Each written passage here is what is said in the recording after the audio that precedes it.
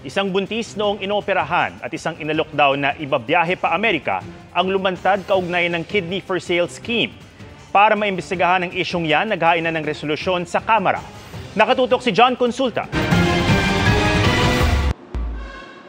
Dalawang individual pa ang lumantad ngayon para maglahad sa mga otoridad ng kanilang karanasan sa iligal na bentahan ng kidney. Si alias Gio, inalok umuno ng 250,000 pesos para maging kidney donor nang tiyuhin na kumontak sa kanya sa isang Facebook page para sa ganitong mga transaksyon.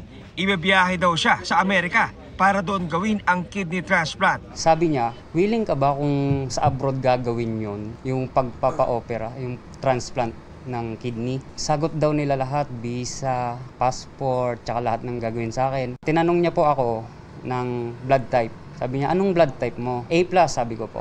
Tapos, ang sagot niya, sorry sir, hindi match ng tito ko yung blood type mo kasi ang hinahanap na yung B+.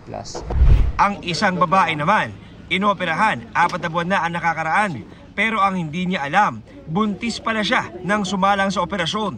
Nagkwento siya kay Agri-Party Representative Wilbert Lee na hiningan nila ni alias Gio ng tulong. Hindi ho tumupad sa usapan. No? Imbis na bayaran ng buo, installment, pagkatapos hindi na mahanap. Yung usapan, dapat ang tatanggalin ng doktor yung mahinang kidney, ang tinanggal yung malakas. Marami siyang gastusin ngayon sa pagpapagamot ngayon ng creatinine niya na sobrang taas. Ayon daw sa biktima, ang nangasiwa sa pagkuha ng kanyang bato, ang nurse ng National Kidney and Transplant Institute na tinukoy ng NBI, nakakutsaba umuno ng mga naunang nahuling suspect sa bentahan ng kidney. Nakakatanggap na raw ang biktima ng mga pagbabanta. May mga death threats na kaagad. No, hindi ko nga alam paano nangyari. On the way here, yung isa nakatanggap ng, sa sasakyan ko, nakatanggap ng text na nagbabanta, no, na death threat sa pamilya niya, no, pag tinuloy down.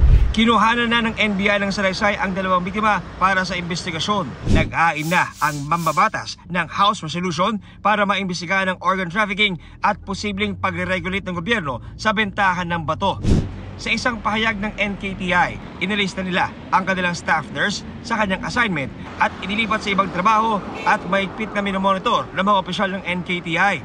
Nakikipagtulungan din sila sa investigasyon ng NBI.